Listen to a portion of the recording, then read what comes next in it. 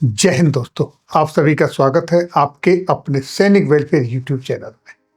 दोस्तों, जैसा कि आप सभी जानते हैं, आज 28 अक्टूबर को कैबिनेट मीटिंग में जिसकी अध्यक्षता माननीय प्रधानमंत्री जी कर रहे थे, वहां पर टर्म्स ऑफ रेफरेंसेस को मंजूरी मिल चुकी है और पैनल का भी गठन हो गया है।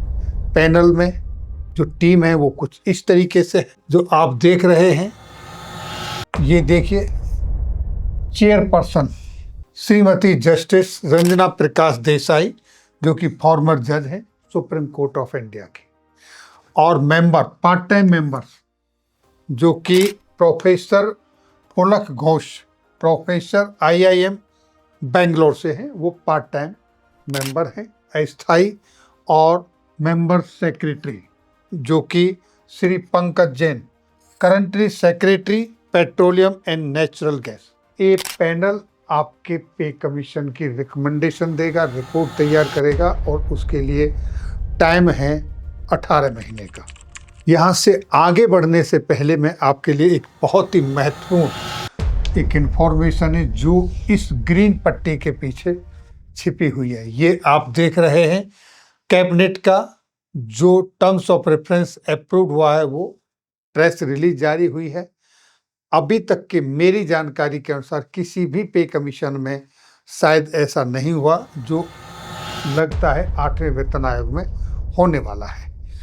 इसकी बात करेंगे, लेकिन उससे पहले चलते हैं फिर एक बार जो चेयरपर्सन हैं, चेयरमैन हैं पैनल के, उनके बारे में बात करते हैं। तो ये हैं जज of the supreme court, farmer जज हैं। जैसा कि आप यहाँ देख पा रहे हैं, उनकी शिक्षा ग्रेजुएशन एलिफेंस्टन कॉलेज बम्बई 1970 में वहाँ से बैचलर डिग्री की, और बॉम्बे 1973 में गवर्नमेंट लॉ कॉलेज से LLB किया, और उसी साल 1973 में जुलाई से उन्होंने वकालत की प्रैक्टिस शुरू कर दी, जिसके दौरान महाराष्ट्र सरकार की ओर से वो असिस्टेंट गवर्नमेंट प्लीडर और एडिशनल पब्लिक प्रोसिक्यूटर के पद पर भी उन्होंने कार्य किया। बॉम्बे हाई कोर्ट में अगर देखें तो 15 अप्रैल 1996 को अतिरिक्त न्यायाधीश के रूप में उनकी नियुक्ति हुई, और 12 अप्रैल 1998 को स्थायी न्यायाधीश की पुष्टि हुई।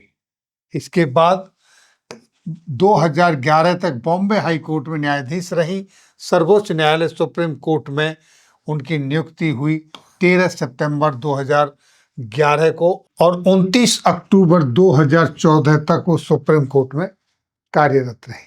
इसके अतिरिक्त और महत्वपूर्ण जो जिम्मेदारियां आपने निभाई हैं वो हैं appellate tribunal for electricity chairperson 1 December 2014 and onward अब तक चल रहे हैं। प्रेस काउंसिल ऑफ इंडिया की पहली महिला अध्यक्ष के रूप में नियुक्त हुई, जहां वो अभी भी कार्यरत हैं।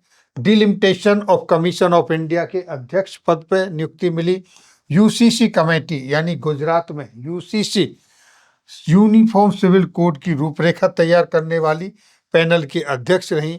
और अगर उनके महत्वपूर्ण योगदान की अगर हम बात करें, न्यायमूर्ति देसाई ने जो निर्णय दिए ऐतिहासिक, अगर हम उनकी बात करें, जिनमें सर्वदलीय न्याय चुनाव आयोग, हज सब्सिडी समाप्त करना, और नागरिक वोटों में none of the above, NOTA का विकल्प शामिल करना, उनके लैंडमार्क जजमेंट रहे हैं। और अब जो आपको रेस्पॉन्सिबिलिटी मिली है वो मिली है करोड़ों केंद्रीय कर्मचारियों के पे एंड पेंशन तथा उनके अलाउंसेस के रिवीजन की, और जिसके लिए समय निर्धारित हुआ है 18 महीने का। अब हम चलते हैं महत्वपूर्ण पॉइंट पर, जिसका मैंने जिक्र किया कि ये ग्रीन पट्टी के नीचे है। तो आप देखिए, शायद अब से पहले किसी भी पे कमीशन में मेरी जानकारी के अनुसार ऐसा नहीं है, जैसा शायद यहाँ होने वाला है। क्या लिखा है आप देखिए, द 8th सेंट्रल पे commission will be temporary body. The commission will comprise of 1 of the chairperson, 1 member part time and 1 member secretary. It will make its recommendation within 18 months of the date of its constitution. It may consider, यहाँ आपने ध्यान देना, it may consider if necessary sending interim report on any of the matters as and when the recommendations are finalized।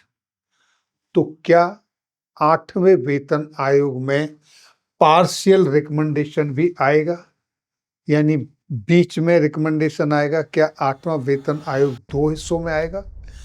अगर ऐसा होता है तो जैसा कि यहाँ पर मेंशन किया गया है, अब गॉड नोज ये अपने सही टाइम पे 18 महीने के बाद एज ए होल आएगा जैसा अभी तक आता रहा है, या फिर कुछ ऐसा भी हो सकता है कि कुछ चीज़ फाइनलाइज हो जाए और वो 18 महीने से पहले ही आपके लिए आ सकती हैं।